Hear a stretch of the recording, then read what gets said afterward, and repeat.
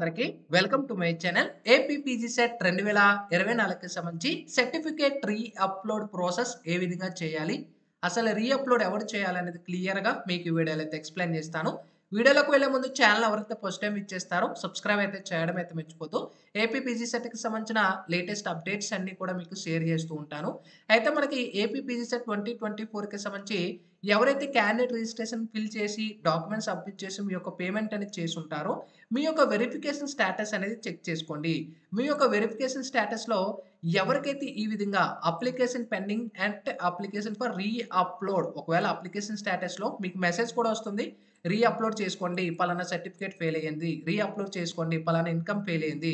ఎవరికైతే ఈ విధంగా మీకు పాపప్ వస్తుందో సో మీరు కంపల్సరీ సర్టిఫికేట్ రీ అప్లోడ్ అనేది చేసుకోవాలి. సో ఎవరైతే వెరిఫికేషన్ కంప్లీట్ అవ్వలేదో సో వెరిఫికేషన్ కంప్లీట్ అయితేనే మీరు వెబ్ ఆప్షన్స్ పెట్టుకోవచ్చు.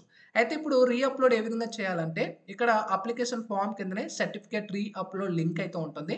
సో దీన్ని మాన్యుయల్‌గా ట్యాప్ చేసుకోండి. ట్యాప్ చేసిన తర్వాత మీకు నెక్స్ట్ స్క్రీను ఈ విధంగా ఇంటర్ఫేస్ అవుతుంది. ఇక్కడ మీ యొక్క hall ticket, date of birth enter చేసేసుకొని ఇక్కడ సబ్మిట్ మీద క్లిక్ చేసిన తర్వాత మీకు వన్ టైమ్ పాస్వర్డ్ అని అయితే రావడం అయితే జరుగుతుంది. మీరు ఇచ్చిన మొబైల్ నంబర్‌కి. అది ఇచ్చిన డీటెయిల్స్ మీరు సబ్మిట్ చేసిన వెంటనే నెక్స్ట్ మీకు ఈ విధంగా ఇంటర్ఫేస్ అవుతుంది. ఇక్కడ మీ యొక్క personal details, date of birth, ఇక్కడ మీ ఫాదర్ నేమ్, మదర్ నేమ్ ఇవన్నీ కూడా చూపిస్తాయి. ఇవన్నీ పక్కన పెట్టి కిందకి వెళ్ళినట్టయితే అప్లోడ్ ఫైల్స్ దగ్గర ఏవైతే ప్రాబ్లమ్స్ ఉన్నాయో ఇక్కడ మనకి ఏం చెప్తున్నారు, డిగ్రీ ఈక్వివలెంట్ సర్టిఫికేట్ ఉంది. లేదా కొంతమందికి ఇన్‌కమ్ సర్టిఫికేట్ ఫెయిల్ అయ్యి ఉంటుంది. కొంతమంది క్యాస్ట్ ఫెయిల్ అయ్యి ఉంటుంది. కొంతమంది స్టడీ ఫెయిల్ అయ్యి ఉంటుంది.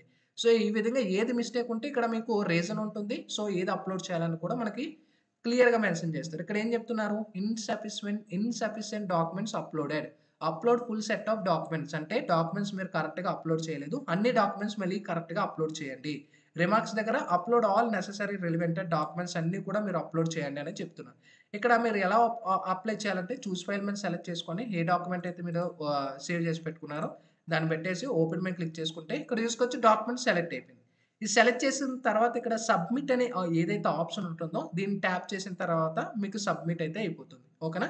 అయిపోయిన తర్వాత అగైన్ మీకు బ్యాక్ అయితే వెళ్ళిపోతుంది. సో అగైన్ మీకు హోమ్ పేజ్ అయితే వస్తుంది. సో ఎవరికైతే ఈ విధంగా ఒకవేళ మీకు your application has been verified by the competent authority and you are eligible for exercise web options as per the schedule ఈ విధంగా వచ్చి ఉంటుందో నెక్స్ట్ మీకు వెరిఫికేషన్ కంప్లీట్ అయిపోయిన తర్వాత మీరు వెబ్ ఆప్షన్స్ పెట్టుకోవచ్చు. అగైన్ మీరు ఇప్పుడు మీరు అప్లై చేసినా కూడా రీ అప్లోడ్ చేసినా అగైన్ ఫెయిల్ అయింది అనుకోండి, అలా ఎన్ని సార్లైనా మీరు రీ అప్లోడ్ చేసుకోవచ్చు. ఓకేనా? ఎన్ని సార్లైనా రీ అప్లోడ్ చేసుకోవచ్చు. ప్రాబ్లమ్ పడవసరం లేదు. ఎన్ని సార్లు ఫెయిల్ అయినా సో రిజెక్ట్ చేసినా మీరు రీ అప్లోడ్ చేసుకోవచ్చు. ఓకేనా? సో ఈ విధంగా మీరు రిజిస్ట్రేషన్ స్టేటస్‌లో ఈ విధంగా మెసేజ్ వస్తేనే మీరు ఎలిజిబుల్ అన్నమాట. లేకపోతే నాట్ ఎలిజిబుల్ గుర్తుపెట్టుకోండి. ఓకేనా? మీ యొక్క అప్లికేషన్ క్యాండిడేట్ రిజిస్ట్రేషన్ అయిపోయిన తర్వాత అండర్ వెరిఫికేషన్ ఉంటే ఇంకా వెరిఫికేషన్ కంప్లీట్ అవ్వలేదు. వెరిఫికేషన్ ప్రాసెస్‌లో ఉంది. కాంపిటెంట్ అథారిటీ వాళ్ళు ఇంకా మీ యొక్క ఈ యొక్క డాక్యుమెంట్స్ చెక్ చేయలేదు. చెక్ చేసిన తర్వాత మీకు ఈ విధంగా మెసేజ్ వస్తే మీరు కంప్లీట్ చేసుకోవచ్చు. ఇది మీ యొక్క పీజీ సెట్‌కి సంబంధించిన రీ అప్లోడ్ ప్రాసెస్ అనేది మీకు ఈ యొక్క డౌట్ అనేది క్లియర్ అయిందని అయితే అనుకుంటున్నాను. Sign up bye friends. Thank you.